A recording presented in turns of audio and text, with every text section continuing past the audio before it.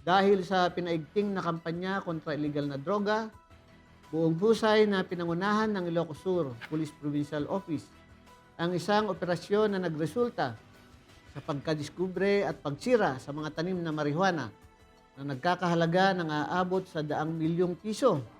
Para sa kanilang matunggumpay na operational accomplishment, nasa kabilang linya po si Police Lieutenant Colonel Rogelio Remiendo Jr., ang Public Information Officer ng Ilocos Sur Police Provincial Office Pro 1. Pakinggan po natin si Police Lieutenant Colonel Rogelio Remiendo.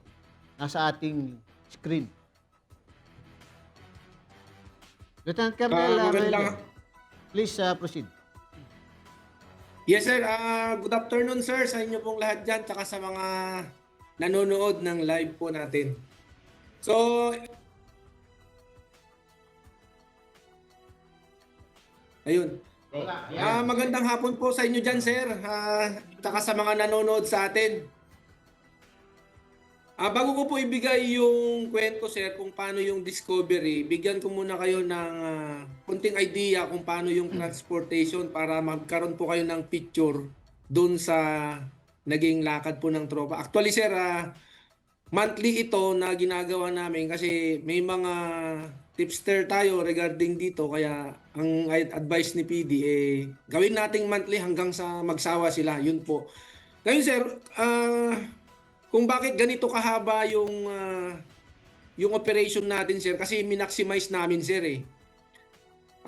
yung travel kasi sir from here sa Ilocos Sur Police Provincial Office up to dun sa mismong town proper ng Sugpun, Ilocos Sur ay 4 to 5 hours travel yun sir from dun lang sa town proper. Wow. Then from the town proper up to dun sa pinaka paanan ng bundok ay 2 hours po na trek. So lakad sir. Then aakyat po sila sir, ito yung sa may mataas, yung bundok na ng Barangay Likungan, Sugpun, Ilocos Sur. 5, 6 to 7 hours sir, depende kung saan yung pinaka mahirap, kung saan yung pinaka safety sir. Ang problema sir dito kasi ang hirap. Ang hirap akyatin kasi yung pong daanan is gilid ng bundok kung saan daanan din ng tubig. So may ilog sir. Okay. So parang paalang sir yung kasya doon sa pinaka trek nung papunta doon. So yung January 15 sir, umalis sila dito hanggang doon sa pinakapaanan na ng bundok, nakarating sila doon. So umakyat na sila, kung mapapansin natin sir. Mula doon sa paanan ng bundok hanggang doon na sa pinaka-site na mga na-discover natin ay 5 to 6 hours to 7 hours. Sabi ko nga, kung depende po yung nadaanan nila. So, nung January 16, sir, 8 a.m., unang araw, nakadiscover yung tropa natin ng 27 sites or around 19,820 square meters na lupa. May mga nakita sila sir na fully grown seedlings, dried marijuana plants. On that first day sir, meron na kagad tayong confiscated or discovered plantation site na 28,621,000. Wow. Second day sir, hanggang sa lakad-lakad, umaga, may nakita na naman sila sir na 521 square meters. Kasi sir, itong bundok na ito ay dati boundary dispute ito ng Kibungan, Benguet at Likungan, Sugpun. So nakarating sa Kwan, ngayon ay pag-aari na sir ng Sugpun ito. AOR nyo na. Tapos? Yes sir, AOR na po namin sir. Then meron na naman tayong discovery sir na 4 sites. So around 521 square meters yung land area sir. On the same day sir, mga hapon, dahil konti lang yung size na yon, so yung uprooting and yung burning, so naging madalian lang. Same day sir, hapon, nakadiscover sila ng 37 sites. Wow! Dami! So, ang dami sir. So kung susumahin natin sir, i-summarize ko lang bago ko isa-isahin. 150 sites sir yung nakita ng tropa natin. Wow! Talagang grabe. So, small portions of 111 land yung iba, no?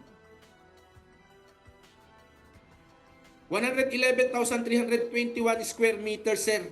So, ang laki ha? Ang laki. Yung land area, sir, yung total land area 10 na hectares. discover ng mga tropa natin, sir.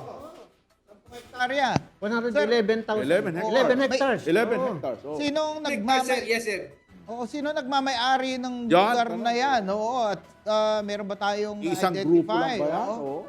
na maaring yung mga suspect kung meron man.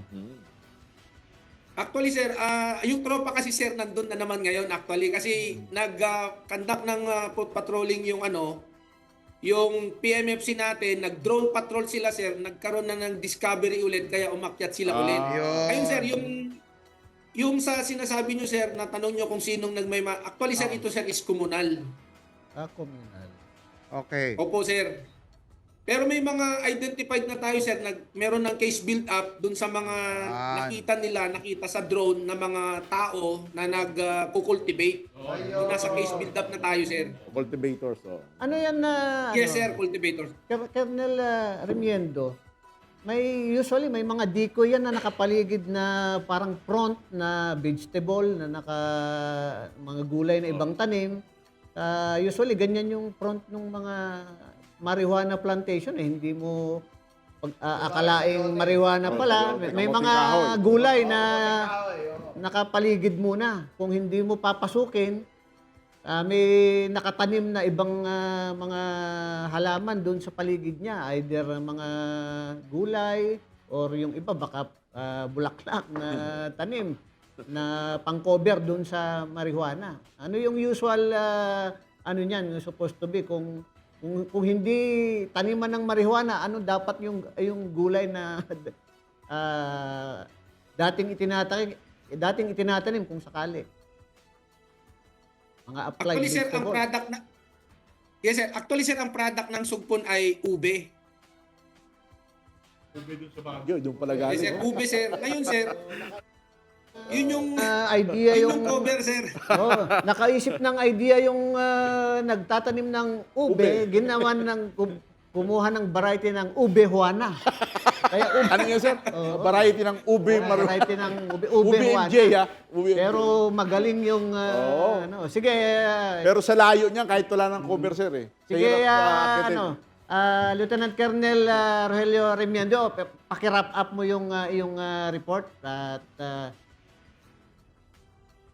Yes, sir. In total, ang sites na na-discover, uprooting and burning ng tropa natin, sir, ay 150 sites for 6 days continuous patrolling.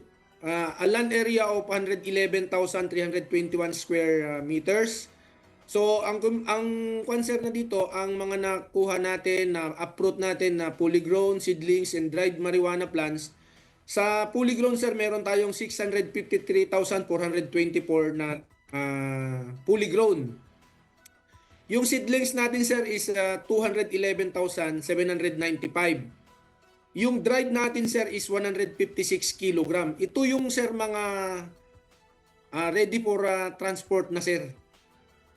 Hindi maubos-ubos ang marijuana sa merkado. Merong ready na main supplier, no? Meron na. sinunog nyo na yan on-site, hindi na practical na ibaba pa yan. Hindi Yung sa On-site na distance, yan. Tama. sa distance and time travel, talagang sinunog nyo na lang on-site. As long as Sinira. nandiyan ang PIDEA, no? Yes. Pero paalala lang, Bok, Lieutenant Colonel Remiendo, no? Sa susunod, na pag nag-ooperate ka nito, para may reward ang mga tipster, dapat may huli, no? Kasi yun ang pinakamabigat na challenge na requirement ng batas na pag may reward sa mga plantations, dapat may nahuhuli, no? Mahirap na lang. Yan. Okay? Alright. Sige. Yes, sir. Maraming salamat. Thank you very much and congratulations. In regards to Colonel Agosto Asuncion, ang Oo, Provincial Director snappy. po ng Ilocos Sur Police Provincial yung, Office. Maraming salamat again, Lieutenant Ilocos Sur Colonel PPO. Rogelio Remiendo Jr.